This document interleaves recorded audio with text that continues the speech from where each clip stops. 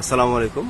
আমরা এখন দেখব বাংলাদেশের রপ্তানি যে পোশাক শিল্প এটা কিভাবে চুরি হয়। এটা রপ্তানি পোশাক শিল্প চুরির আমরা একটা ভিডিও আমরা এখন করতে যাচ্ছি। এটা হচ্ছে এনএ রি রোলিং মিলস। এটা হচ্ছে নারায়ণগঞ্জের মদনপুরের তালতলা নামক জায়গায়। তো দেখলে বুঝতে পারবেন এটা পরিত্যক্ত আসলে একটা এখন মোটামুটি এখানে কাজ হয় হচ্ছে পলিথিনের।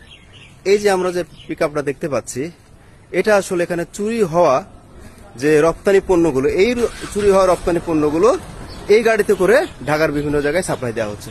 এই যে গাড়ির নাম্বারটা দিয়ে দিচ্ছি, এই তারপর দেখেন আস্তে আস্তে আসে। এটা আসলে একটা বিরান একটা জায়গা, খুব আইসোলেটেড একটা জায়গা, বাইরে থেকে বোঝার আসলে কোনো সুযোগ নাই। আর এই প্রাইভেট কারে করেই এই যে আসছেন ইনি আসলে এখানে এই রপ্তানির চুরি পণ্য কেনার জন্য উনি আসেন। গাড়ির নাম্বার সহ আমি এখানে দিয়ে দিলাম। আর এখানে আমরা যদি আরেকটু খেয়াল করি যে গাড়িটা আসলে কোথায়, বাইরে থেকে আসলে কোনো কাভার্ড ভ্যান দেখা যাচ্ছে না, এটা বিস্ময়ের একটা ব্যাপার। এই যে কাভারটা আমরা দেখতে পাচ্ছি, দেখেন এই যে ট্রাকটা আসলে এটা পরিত্যক্ত ট্রাক। আর এই যে এই পলিথিনগুলো পরিত্যক্ত পলিথিন। আসলে চোখ যখন খবর উঠবে দেখবেন একটা মানে চোখ আকাশ উঠার মতো আস্তে করে আমরা গেলাম, দেখেন এই পলিথিন সরাইতে দেখলেন বিশাল এক কাভার্ড ভ্যান আমি দেখতে পাচ্ছি। এই কাভার্ড ভ্যানে দেখেন রপ্তানি পণ্যটা আসলে রপ্তানি পণ্যের ট্রাক। দেখেন এটা কিভাবে কি হচ্ছে।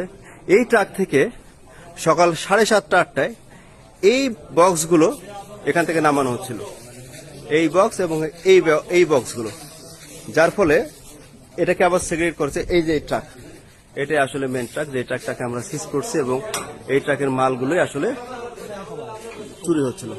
বিস্ময়ের ব্যাপার, এখানে একটা কোড আছে এবং এটা হচ্ছে যে সিল করা।